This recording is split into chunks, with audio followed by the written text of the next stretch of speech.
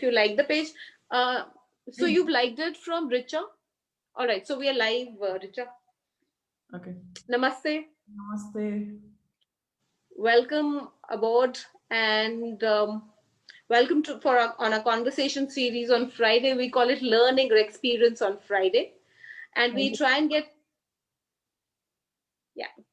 So the community that we created in 2019 of Rex Karamveer Global Education Change Champion Awards and Fellowship, your foundation was part of it, because we had tried to bring, people from array of education organizations who were doing some brilliant work as examples and models and learnings for all of us.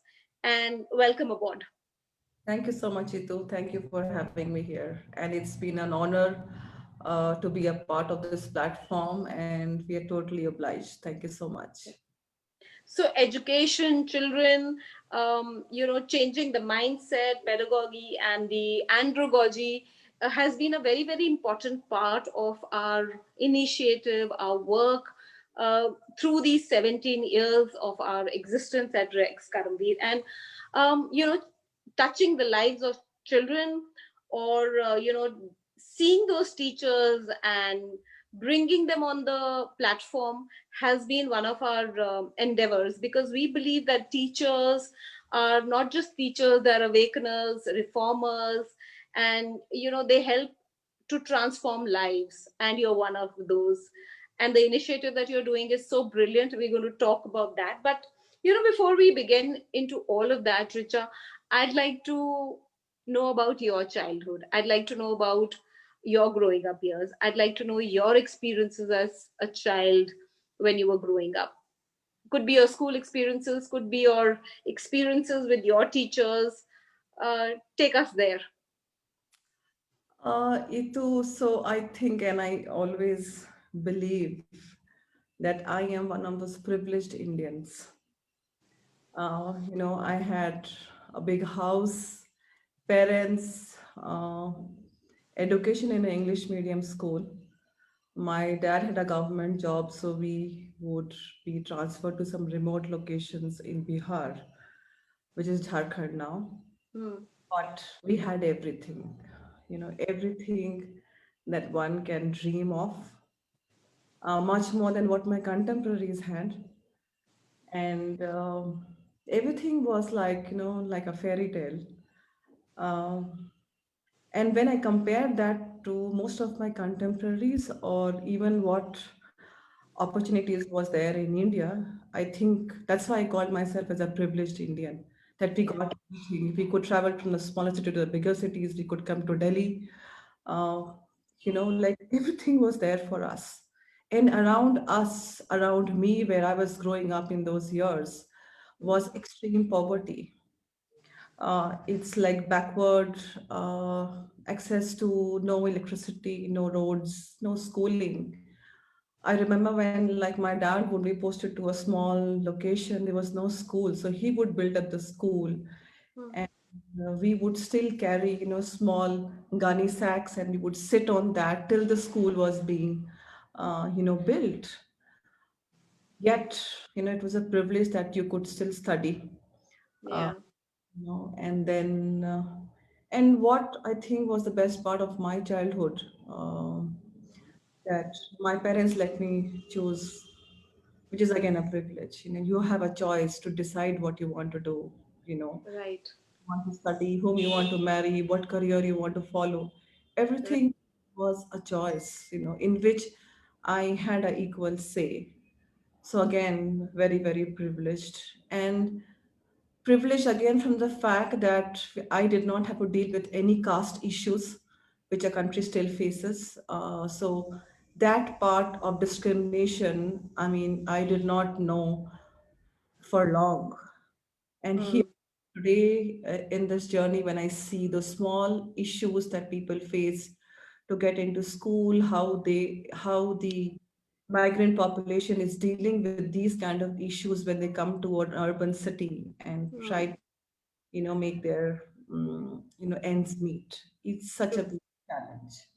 Yeah, Some things have changed, yet certain things have not changed. It's just becoming worse by the day. true. Uh, Actually, I mean, I think it's the biggest curse on this planet is to be born poor. Yeah, Uh, so that's there. And what I feel that as part of learning, I think everybody is a teacher in your life. Your parents, of course, your teachers who taught you, true. but everybody whom you meet teaches you something. So it's up to you what you want to pick up. And life, I think, is the biggest teacher. So, Agree. you know, So agree with you. teaches you whatever it has to, whatever is required for you to serve Mm. your purpose on this planet. So yeah, I'm fortunate that way. Yes. Thank you, Richa. You started on a gratitude note, and gratitude is one of the biggest high that we can get in life. Other than so when our mind is filled with gratitude, our body produces all the happiness hormones, be it dopamine, oxytocin, serotonin, anandamide. All these hormones are produced in double quantity. Research says that when your mind is filled with gratitude, because when you come from a place of gratitude, uh, you are your heart is so full that it is ready to give without expectation, and it just whatever you have, you're just so full of gratitude. So thank you so much for starting on that note. Very, very well said. You also spoke of choices, and and the reality and the privileges, which is so important to imbue and to have, that sometimes in urban India, or sometimes we forget that.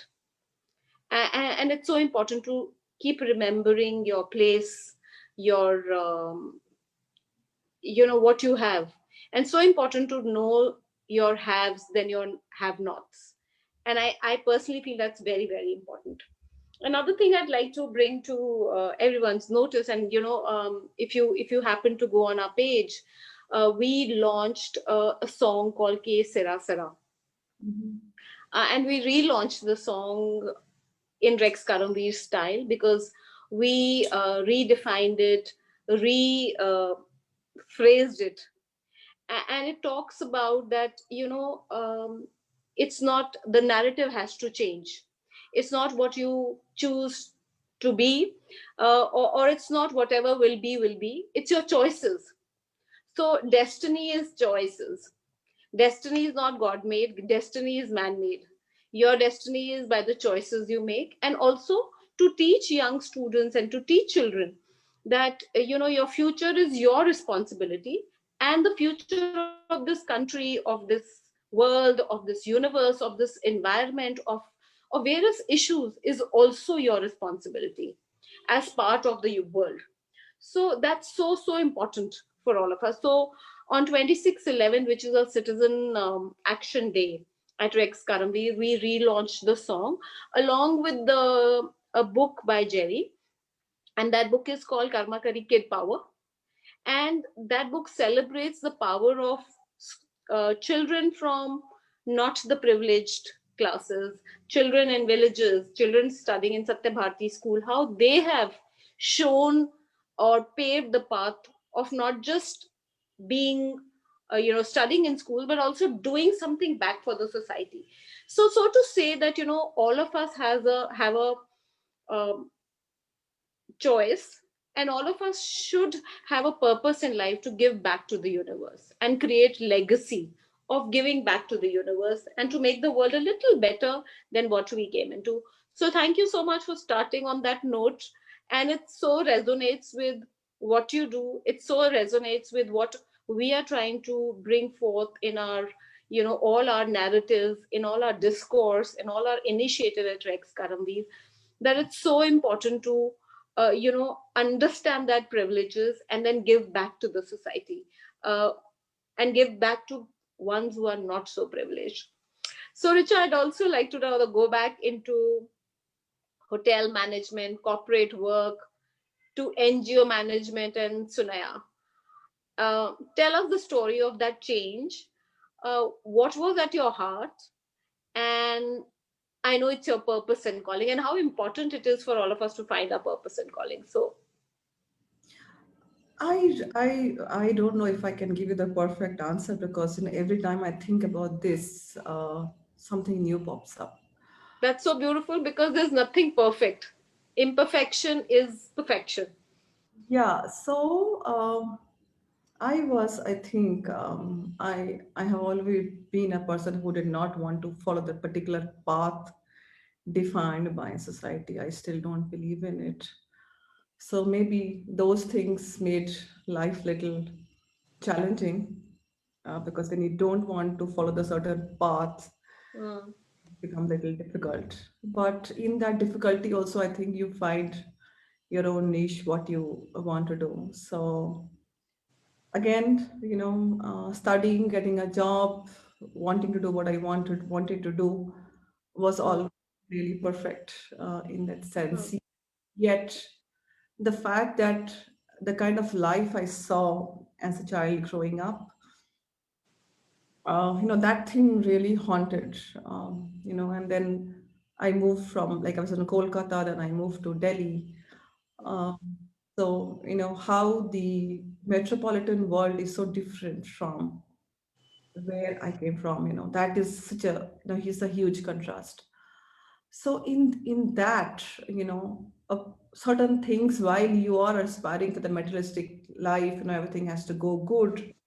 uh, mm, and it is like that. I still count my blessings. Yet something tells you that, while we are having big global dreams, something is missing. And while we can have our cheese and wine conversations, in Delhi or in US or wherever, there is something more that we can do besides those conversations. And forever waiting for somebody to come and do that part. mm, So my corporate life was like, I think it was mostly not for me. And it finally led to this thing called Sune in 2009. And I just, like, I had quit my job, and this thing to do something where I could give back to society, which I was doing in my own individual capacity. I thought that whether I should go join an NGO or continue looking for a job or whatever. But this thing, about like, with so many children around my house at 10, 11 o'clock in the morning, that I would be wondering, like, why there's a Sarv Shiksha Abhiyan happening. Education to children is mandatory. They are government schools. I mean, why are these children still loitering around? And so I would ask them, like, what do you do? And no, we don't go to school. And mummy, papa kaam pe gaye hain. So we just like doing nothing. Then it just happened, from two children to five. I would say, come, I'll teach you something. Let's see. And that's how the whole thing started. While the teaching started, and I would get these children in my backyard to teach them, like, with this bunch of 10 children. The other beautiful thing which happened, that I started to reach out to all my friends from my school, from my college, from my workplace, that, look, I want to do this, and would you be a part of it?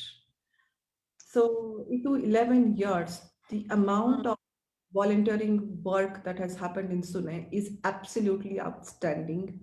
mm, And I can't believe, and that's why, not being thankful or not being grateful for the fact that, from a kid who was like 6 years old, he would drag his dad out of his bedroom to say, let's go volunteer in Sune on a Saturday morning, to an 80-year-old gentleman living in the US wanting to donate money because we had to survive. And all these things were done without me really poking them that, I am doing this, so you better help me.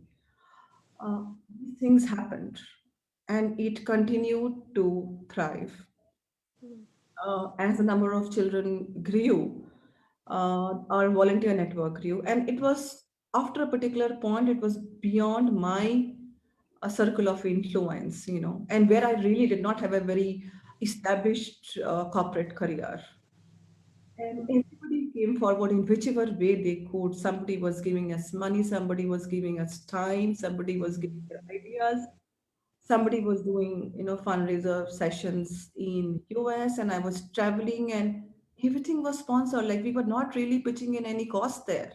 Where Hmm. NGOs are branded for, siphoning money, laundering money, Yeah. nothing was happening. And yes, we were not really having a strong bank balance, but the blessings that came forward, the number of children coming and the volunteers, in every aspect. I have a website designed by my school friends. I have to make a presentation. This is done by my school friends. If I have to go meet somebody to raise money, this is done by my college friends. I mean, you name it and it's there. All you need to do is just go ask. Yeah. So I totally believe that when you ask, it comes back to you. And I True. think somewhere somebody has to go and ask that I need this. While we always are very apprehensive, how can I go and ask? It Hmm. does not good in asking. But for me, Hmm. asking is the biggest boon. Go ask, it comes to you. Hmm. That has been the journey of Sunay. Like we have almost 600 children today. COVID brought us new realities. I'm sorry I'm bringing in COVID. I have to Yeah. bring. I, Uh, I would have asked you about COVID because I think it's a very, very important part.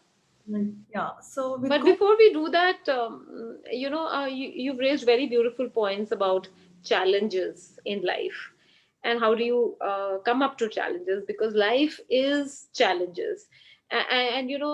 You were part of the fellowship in 2019 where we soft launched our program, which is called the International Volunteering Life Skills Scholars Fellowship, where we're trying to teach children that beyond the classroom and school life is challenging and each child needs to volunteer, and if you volunteer it's a leadership lesson in itself. So all those volunteers who have been with you have gained tremendously, and and it's a symbiotic relationship. When you volunteer you gain, and for whom you volunteer the organization gains itself, so that and the society gains because you are bettering something for the society, for the social good.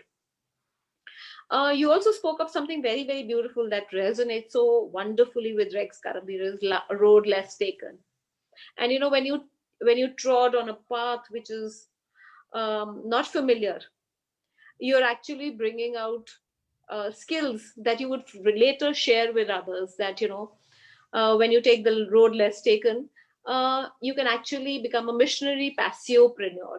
And we've coined this word, especially in these times of COVID, for people because if you have a mission in life and then you have a passion from the word, from the Latin word passio, which does not mean passion as in Valentine days or love, which means enduring, suffering.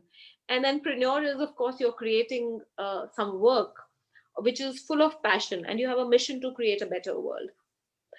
And you also spoke of I'm trying to bring synergies, and that's so beautiful every time we sit with people who are part of our various communities that we've created, and we feel so obliged and we feel so humbled that all that we stand for, the world is talking of all that, so we are on the right track.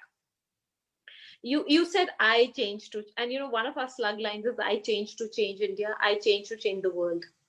So if I change and shift my perspective and start doing what I have to do, then everything changes. And you are a very beautiful, and Sunay is a very beautiful example, a great example of that. Um, and if you have ideas, you said go and ask. If you have ideas, bring them to action. So one of our slug lines is not just talks, but ideas for action. And the last thing that you touched upon, which was the universe conspiring to help you because you made those choices to do that, and you focused on not resources but resourcefulness. So in our school program that we talk of, resourcefulness is a power, and we at Rex in 17 years don't have funding, don't have sponsorship, but we've been going on and touching lives. So so we need to teach children, and we need to have resourcefulness rather than resources, because resourcefulness can bring about such wonderful changes, and your Sunay is one of the examples. But before we move further into your story. Tell me the name Sunay. Where does it come from? What's the story behind that? So Sunne is a Sanskrit word. Uh, Hmm. in Hindi, it means like we coined it to make it little simpler for the world. As Hmm. but somewhere it means your best karma of life. And Okay. I always believe that while we again the privileged Indians think that it is our job to give back to society, Yeah. we while giving back with this thought, people like me and I mean many more like me, I think everybody does from their own way of giving back. Hmm. Everybody does, some do it. I mean, they just the styles are different. Hmm. Hmm.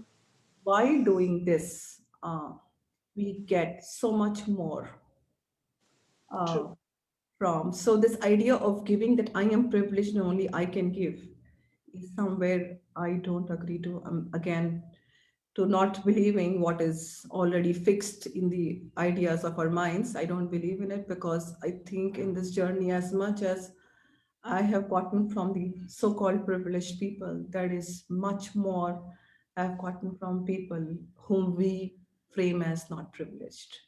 True. It's again our perspective as to what we call as learning and what we call as giving and taking. So I think from every area of my life, I have only been taking, experiences, help, as you said, resourcefulness. I just been asking and I've been getting. So again, yeah, I am Yeah. more Yeah. for So you've been using the power of resourcefulness. You say your friends helped. You say your school friends help. Your people just keep kept coming out, because when the ideas are so strong, when the thought is so beautiful, when the whatever you're doing, your diligence into your work, your focus into your work, your devotion, your shiddat into what you're doing, and when that is so strong, then people join hands with you, and then the power of people is something that we all know it. And you talk about fact learning.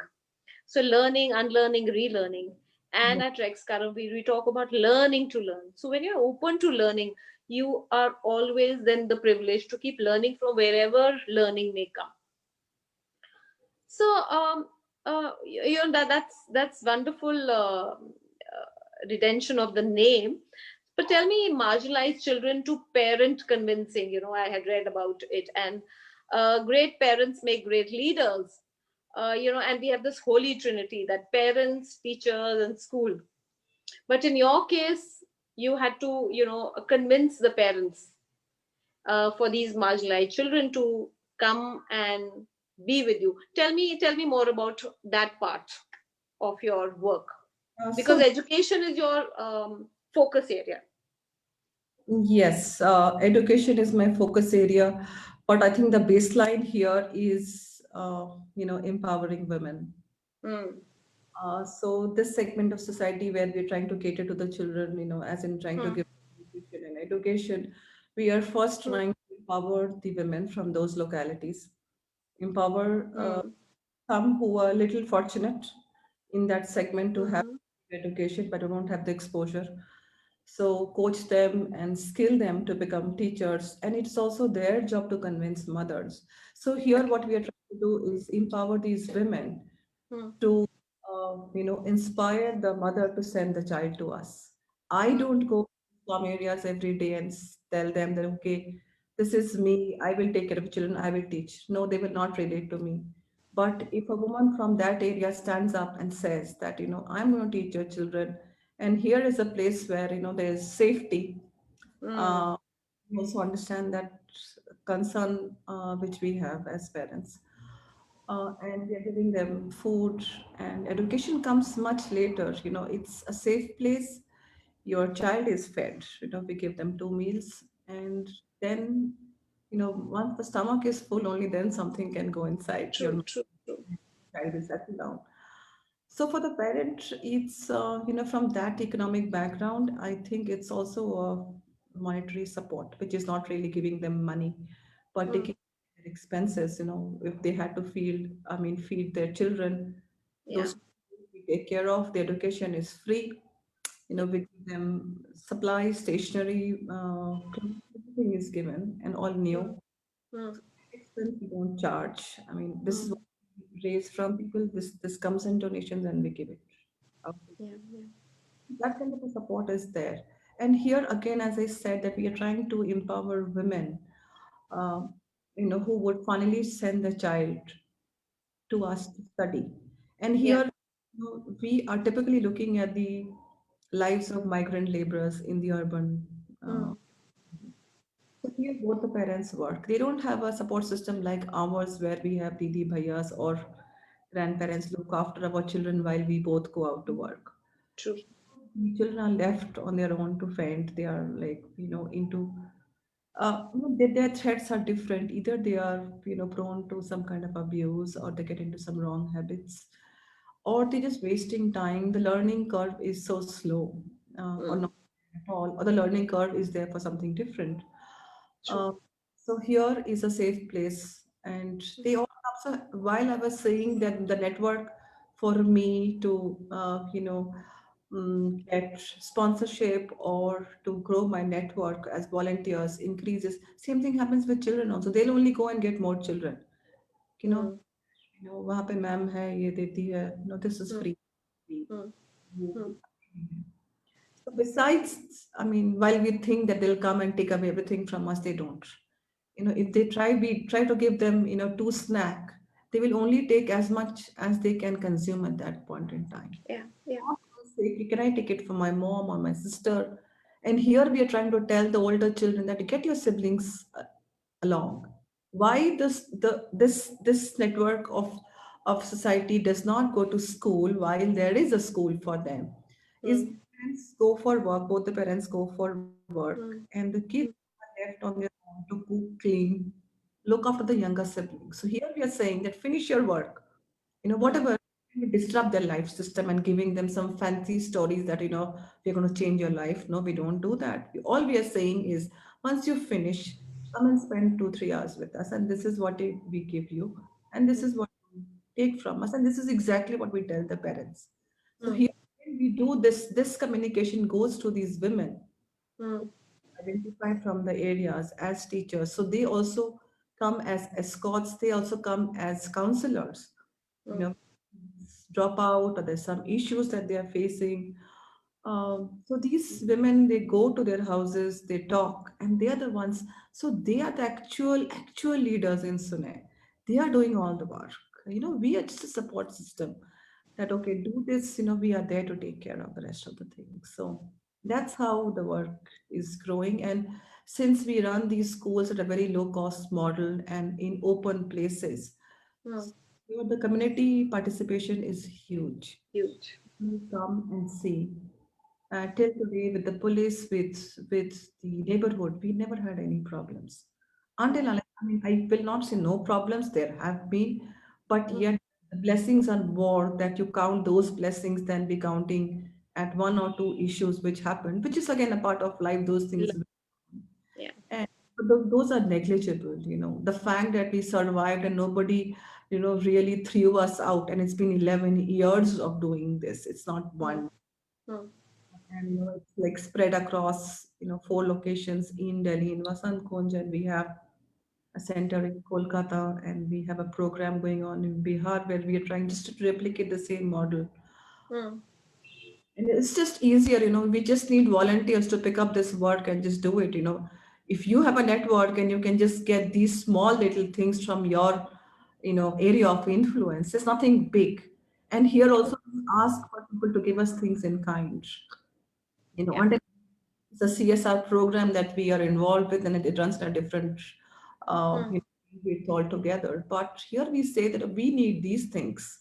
mm, Procure it and give it to us, or come and distribute it with your own hands. We mm, are not here trying to take away that, pleasure from you. yeah, You don't come in between, we are everybody. So we don't do that. So yeah. the community participation is huge. And that's again a blessing for us. So the whole program runs on word of mouth for people who come and give, and people who are the beneficiaries both ways. So, that is also a sustainable model, and, trying to create sustainable models, trying to create models for the community, of the community. And I've been in the social development sector, and those are the only models that can be actually replicated. And you said they are being replicated. And those are the models that can be, sustainable. Because here you're not looking at creating dependence, but you're empowering the community to take it up. Like, even if Richa is not there, the work goes on, because as you said, that you've given the whole thing to the volunteers, the community involvement, the counselors again coming from the community, the parents, and the children again talking about. So that is the need of the hour. Unlike the trade and the business that the NGO world has gotten into, and that's gotten it a very bad name as well. And because some people have made it into a business Yeah. rather than having a community.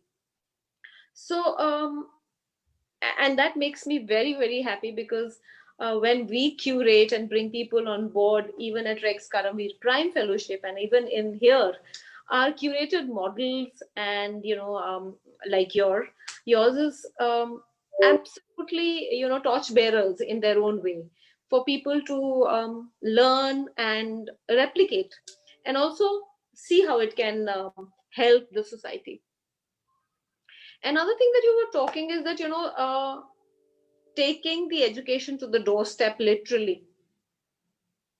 Yeah, that's part of your model. Yes, we are. We are exactly doing that. And we're also not focusing typically on rote learning. Um, Hmm.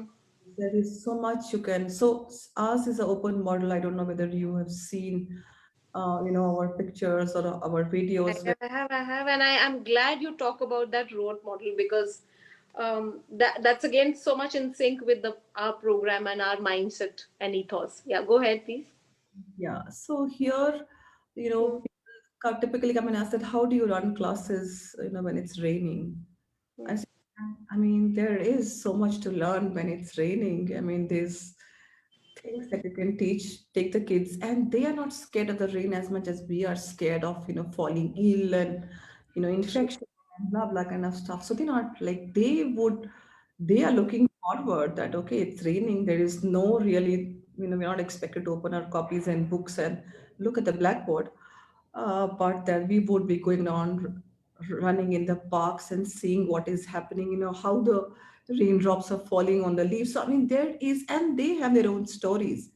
If you go on to listen to their stories, like, from where those 5 hours vanish from our life, we don't even get to know.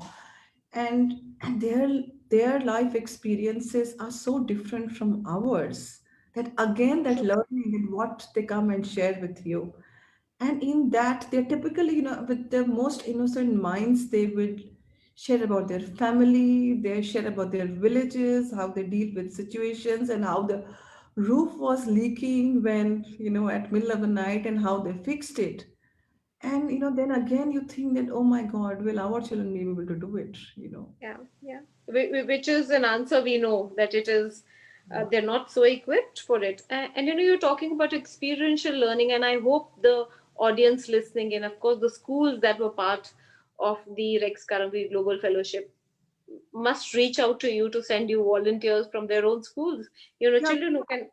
we have bunch of schools coming, and Hmm, individuals who come and volunteer.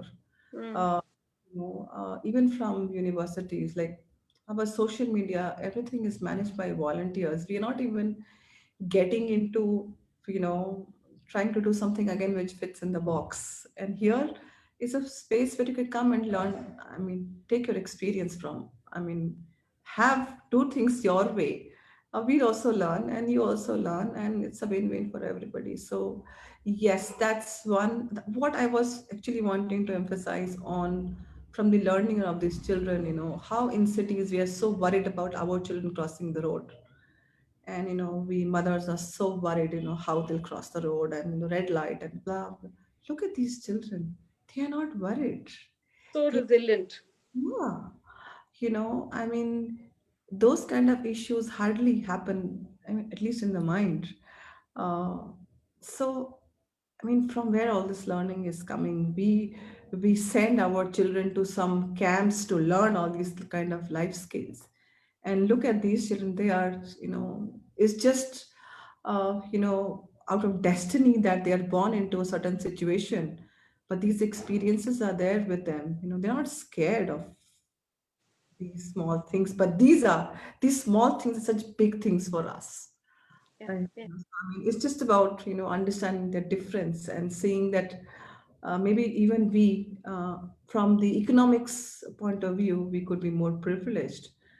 But for from the experience part of it, or from the emotional bandwidth point of it, I think these people whom we called as underprivileged are richer than us for sure. Absolutely, so spot on that. They are richer than us, and also, we are responsible for dumbing down our own children as well. Oh, yeah, of course. We responsible as maybe education system, as parents, as society. We dumb them down. If we let the children be, they are born with, as we say, heroic potential. Everyone has that heroic potential to be a Dashrath Manji, or the books that has been, I'll show you the book that has been talked about. That's the new book that's come around. It's called the Karma Kari Kid Power. This is how these children from underprivileged society, or the marginalized society, have gone ahead and paved a path which is worthy of heroic potential. And also, our the inspiration for Rex comes from Dashrath Manji, who was again from Bihar, and came from a Sahar community.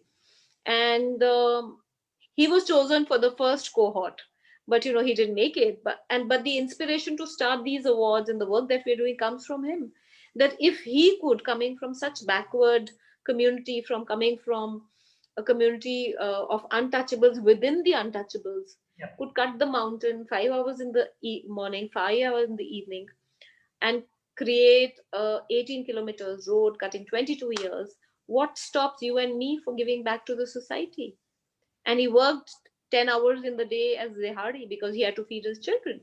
So these are the real heroes. These are the unsung heroes that we celebrate at Rex. And um, absolutely glad that we're talking today in detail, because we wanted to share Sunel's story, your story, and what beautiful work that you're doing. I would want to ask you, that you talk about a lot of work is with the migrant labor children. Um, what happened during the lockdown exodus, and what problems did you come across? What challenges were there? What are their stories? I'd like to know from you. Uh, the lockdown, I think, was a shock and a surprise to all of us, and we all were thinking that, okay, within 10 days or 1 month, things will change. Hmm. It's still winter, and we were thinking that Delhi summer is going to wipe out everything, and our spirits are so high, but things are different. Uh, our model was very, on the field. We would teach children, children would come to our centers, and so it just stopped, without even us realizing that it'll stop for 10 months. And there, the whole world was talking about online, and we were thinking, how do we, people like us, with the kind of work we do, and for 10 years you do something and suddenly it's all taken away. Yeah, Uh, we don't want to give it away for sure. Uh, absolutely. I mean, how do things work? So initially we were really scared. We didn't want to expose the children and the teachers as well to Hmm. any situation where they would get impacted. And because nobody knew about the medication or vaccine is all new, so nobody knew how the treatments would happen and whatever was there, and whether these people would have any access to the medical facility or not. So we were like very scared, but in that time, so we run a online learning model in Bihar, and that was a CSR project that we were running, so that got disrupted. And we took permission from them to run that same program. It was the English spoken English class that we were running, mm, again to experiment with a particular issue that that segment of the world faces. mm, So we got that program, changed for our teachers here. So we started to coach them in English. mm, So once these mm, women, mm, who was a team of 18 for me in Delhi, mm, mm, I had to teach them spoken English right from the scratch. mm, While that was new and they were resisting in their own way, but there was no option given to them, and they mm, had. So learning English and learning technology, I think it was the biggest boon for Sunay. mm, This learned. They had no option, but they learned. They mm, they did not know they did not know how to say no, so they had to mm, learn. They learned, and how they evolved, these 18 women that I had, how they evolved in these last 10 months is absolutely inspiring. That, while we would earlier on think that, how do we teach these people English? And we tried multiple times and we failed. A bunch of my friends who lived in the US tried to teach them English. We bought them Rapidex English book, that, mm, but nothing worked, and they were never motivated, and they would look for excuse. And but this time, there was no excuse. You had to attend those learning sessions, and they picked up, and they also picked up technology. Again, from the remotest imagination, we could not have introduced them in their lives, besides just making a phone call or sending a message. mm, And the entire system where things got structured, they decided to do, write things down, do their homework. So that also taught them how to write the syllabus, how to make their daily work plan. mm, All things happened. And in the lockdown, again, as a huge blessing, with the network of people that we got so much of relief work. mm, People were raising money for us, wherever, whichever part of the world, and people were sending us stuff, from corporates to individuals, and literally every day we were on the road, trying to mm. give things not just to our children, but to their families or people in that slum area. So, how we also got to, see our endurance while the whole world was saying that stay indoors, stay indoors, stay, you cannot do this and you'll get infected. Yeah, I think so something was guiding us and something was protecting us as well. So, and these 10 months, while I have heard of many NGOs which have closed down. They did not have funding, and people did not come back to work. yeah, Here, women did not want to quit work while they were facing major challenges from home to manage everything. I think we all face that. mm, Uh, the families were wanting to go back to the villages, and they said mm, no, not go back. Here we at least have, so then you also realize that they are not just coming to spend 3 hours with you for a very basic salary. They're not mm, coming for money, they're coming for something else, just the learning, the exposure, and how they're evolving themselves as human beings, and how much they can also from their space give back to people they think need more help than they need. yeah, uh, it's again been a blessing for us, and yeah, we got so much that even if you come to our office space today, 2 rooms are full of stuff to be given away tomorrow. So yeah, it's like that. And again, now with the teachers learning, we have online classes for the children. mm, People who had smartphones, mm, they learned how to download different apps, and they're learning. So the education somewhere has not, stopped. We as organization or as a bunch of people, we really invested a lot of time, energy, and devotion in upskilling our real heroes.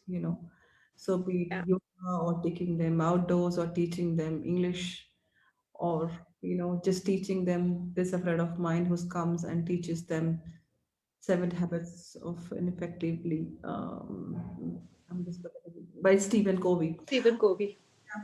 Yeah. So these things, I mean, I don't Cherry is really, associated heavily with them. Stephen uh, Covey. Yeah. yeah. So, but just to give them that exposure of learning, would not Yeah. have happened normally. But given this situation, these people are exposed to this and they are really enjoying. So we are trying to create these grassroots leaders. Hmm. Because they are the actual change makers. We are still supporting. Yeah. Yeah. Leaders create more leaders, and that's exactly what Sunay is doing. Very heartwarming to hear the lockdown story. And surprisingly, I've been having these conversations with the school leaders and education leaders from very good schools, elite schools, as we say, from aided schools. You would have met most of them in April last year, and also hearing from your organization, because you are into education space, but in a different form, Yeah, of course. Yeah. and your story is no different. And I'm so happy to hear that when the story of true grit and resilience. And here, these elite schools, when they were talking about, be it Sri Ram or DPS, that, we collected, and overnight we thought we have to get into the, online learning and things like that. It was very challenging. Of course, it was challenging for everyone, but I cannot even fathom the kind of challenges you would have had, because you had these teachers who didn't know nothing about technology, who didn't know English. So your, uphill drive was really, really difficult, and you didn't give up. You started from the scratch. And on that note, I am telling you in here in live that I am also nominating you for the Rex Karamveer Global Fellowship, because the story of your Sunay Foundation, the story of resilience, the story of all these women is worth taking to a bigger platform, sharing it with more people, collaborating, co-creating, and all of that. So that's happening whenever we will have the next Rex Karamveer um, Global Fellowship and Chakra Awards. Um, my last question to you is that, creating, co-creating, interconnectedness. These are some of the words that have come forward in these 10 months in a big, big way. I'd like you to share some anecdotes on it. I know you've told me that, people from all over came together to help, but I'd like you to share a takeaway story for all the people listening in from you. So I'll share two, not one. I think I'll Please be, go ahead. and I hope there is time. So I will cut me short whenever you have to. No, all yours. Yeah. So This is here. about you and the wonderful, wonderful, inspiring work that you're doing. So I have these bunch of kids, who so there's one bunch who lives in the US, all youngsters, school going, and they've been coming here and volunteering with us from when they were in grade 2, and now they're in grade 12 or grade 10. So every year when they come Mm, to the grandparents, they come and visit us. mm, So here these kids, just the fact that we reached out saying that would you be interested in raising money, mm, because to this we don't know how we survive, and if we could just make a campaign where we would just collect old gadgets to be given away to people, mm. many of us would want to give it away, and we True. do a campaign like that. So they all came forward and did their part. They would ask questions. So here what I am again trying to tell you is these are not, you just go ask and they take care of the rest of the things. And these are all young children who, Mm, of course, the parents are supporting, that support is there for the kids to be taking this kind of action. But the fact that children do make that effort, the mm, privileged ones, is again so heartwarming.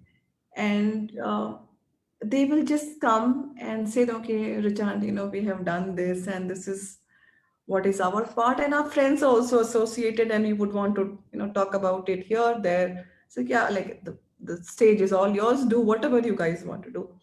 mm, And here in Switzerland, we have a bunch of kids who speak in German, and they mm, came 7 years back to Sune. mm, And German kids never come to India, and they come here. And our classes are in the parks, open. They mm, come rolling on the mud with the children. The mm, parents standing and not stopping them at all. mm, And these kids go back and they're in touch with our children, on mm, app. They communicate, they're all grown up. 7 years, mm, I mean, I know how these children grow up. And mm, they're in touch. And again, I have no clue. mm, Gone around in there, for their Thanksgiving or Christmas. Every year they are doing this.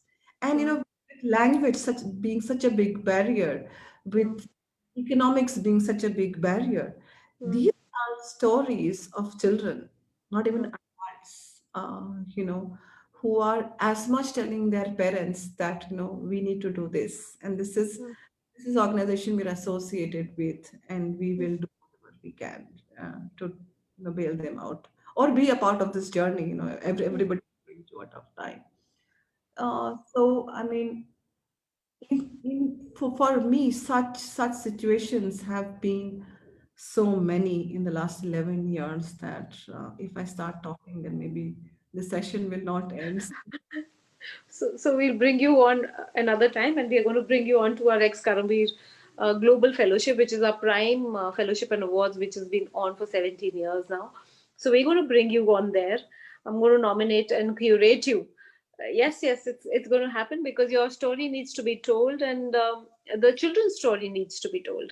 And it's a story of resilience, grit, and purpose, and true passion. Passion as in passio.